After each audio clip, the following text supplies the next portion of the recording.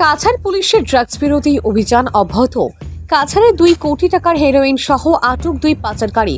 শনিবার police super কার্যালয়ে সাংবাদিক সম্মেলন করে কাছাড়ের পুলিশ সুপার নোমাল মাহাতো জানান, শুক্রবার রাত্রে কাছাড় পুলিশ ড্রাগস বিরোধী অভিযানে নেমে কাছাড় জেলার শিলকুড়ি শিলডুবি এলাকায় AS11 সিসি 4697 নম্বরের একটি পিকআপ ভ্যান গাড়ি আটক করে তল্লাশি চালিয়ে গাড়িতে থাকা গোপন চেম্বার থেকে 35টা সাবানের বাক্স থেকে 415 গ্রাম হেরোইন ও নগদ 2 লক্ষ টাকা জব্দ করে পুলিশ। সঙ্গে 2 জন ড্রাগস পাচারকারীকে আটক করা হয় বলে জানান পুলিশ সুপার। ড্রাগস পাচারকারী 2 জনের নাম হলো আনোয়ার হোসেন লস্কর ও রিপন আহমেদ লস্কর। পুলিশ সুপার জানান, জব্দকৃত হেরোইনের বাজার মূল্য 2 কোটি 20 লক্ষ টাকা। সামগ্ৰী বা ড্ৰাগছৰ বিৰুদ্ধে আমাৰ যি অভিযান আছে অব্যাহত আছে আৰু এই অভিযান জিলাখনক ড্ৰাগছ মুক্ত কৰিব নোৱাৰালৈকে অভিযান চলি থাকিব। অসমৰ মাননীয় মুখ্যমন্ত্ৰী ডাঙৰীয়াই অসম ৰাজ্যখনক ড্ৰাগছ মুক্ত কৰিব বিচাৰিছে, গতিকে এই অভিযান আমাৰ সদায় অব্যাহত আছে। এই অভিযানৰ এক বিশেষ অংশস্বৰূপে যোৱাকালি আবেলি আমাৰ এটা বিশেষ অভিযান চলিছিলে আৰু সেই অভিযান কালত আমি সীমান্তৱৰ্তী অসম মিজোৰাম বৰ্ডাৰৰ পৰা আমি এটা অপাৰেশ্যন আৰম্ভ কৰিছিলোঁ ৰাতি, আৰু সেই অপাৰেশ্যনটোত পিছত আমি এটা গাড়ী শিলকুৰি অঞ্চলত শিলডুবি শিলকুৰি পথত আমি এটা গাড়ীখন হ'ল বলেৰো পিকআপ ভান। গাড়ীখনৰ নাম্বাৰ হ'ল AS11CC 8697।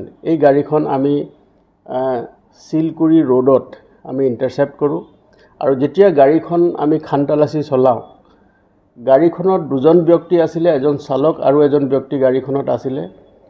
তেওঁলোকৰ নাম হ'ল আনোৱাৰ হোসেন লস্কৰ, son of আব্দুল জলিল, জামালপুৰ ধলাই। দ্বিতীয়জন ব্যক্তি আছিলে ৰিপন আহমেদ লস্কৰ, son of আলতাফ হোসেন লস্কৰ, জালালপুৰ ধলাই। এই 2জন ব্যক্তিকে আমি সোধপোছ কৰোঁ, আৰু সোধপোছ কালত সেই গাড়ীখনত স্পেচিয়েলি মেড বা বিশেষভাৱে নিৰ্মিত এটা চেম্বাৰ কোঠাত তেওঁলোকে 35টা চাবোনৰ বাকচত নিচাযুক্ত সামগ্ৰী কঢ়িয়াই লৈ যোৱাৰ তথ্য আমি পাওঁ। আৰু তাৰ পাছত আমি যেতিয়া মিস্ত্ৰী আনি যেতিয়া আমি তাত খানতালাচি চলাওঁ, তেতিয়া এই 35টা বা 35টা চাবোনৰ বাকচত ছাছপেক্টেড টু বি হিৰ'ইন আমি জব্দ কৰোঁ, আৰু জব্দ কৰি আমি সেইখিনি স্থলীতে ইণ্ডিপেণ্ডেণ্ট উইটনেছ বা তেওঁ সাক্ষীবাদীৰ সন্মুখতে আমি সেই সামগ্ৰীখিনি জব্দ কৰোঁ।